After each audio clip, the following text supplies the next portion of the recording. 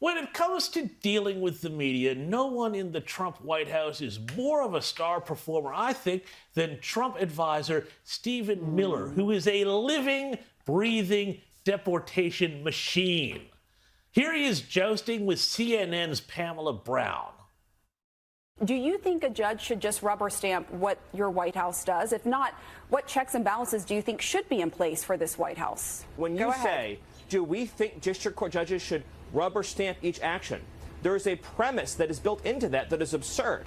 The president is the sole head of the executive branch. He's the only officer in the entire government that's elected by the entire American people.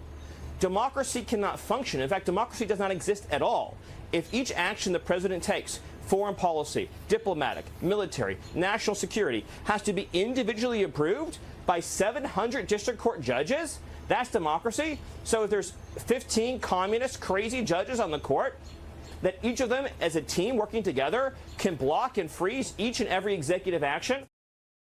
Communist crazy judges, you gotta love it. Now, Miller also in that same interview had no time for CNN's failure to use the correct terminology when it comes to the word undocumented, which is just Orwellian newspeak for illegal.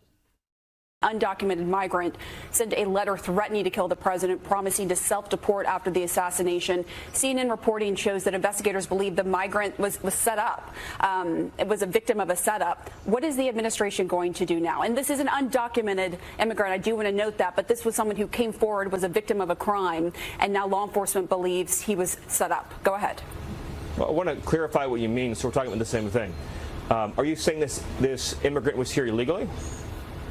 Yes, but I am, and that's why I said that. I clarified that. You said undocumented, and I wasn't clear what that means. I'm assuming they have a fake ID. I'm assuming they have a fake social security number. That's neither here nor there. That's getting away from the question, Stephen.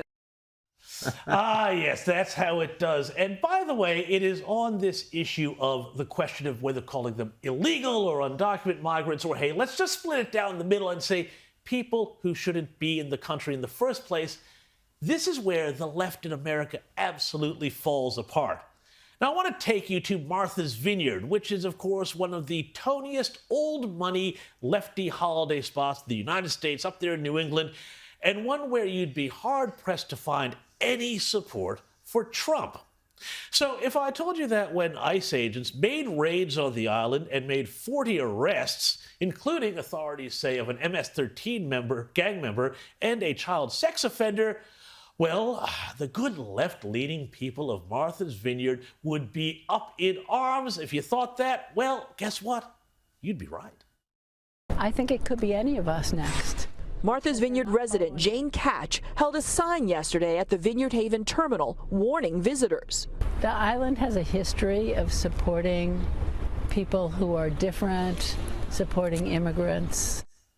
That's funny. Martha's Vineyard, a record of supporting immigrants. It's funny because back when Florida Governor Ron DeSantis sent a few dozen illegal migrants to Martha's Vineyard, the locals there couldn't wait to kick him out and say goodbye.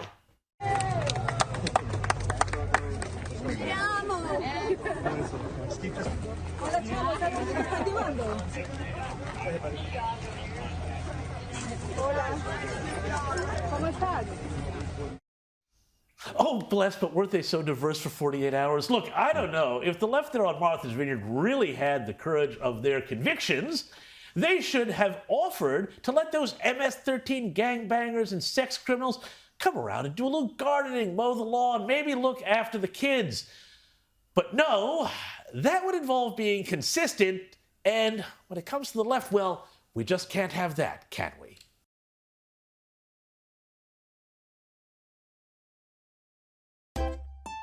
If you enjoy this content, please consider subscribing to my channel to stay up to date with future videos. Thank you for watching.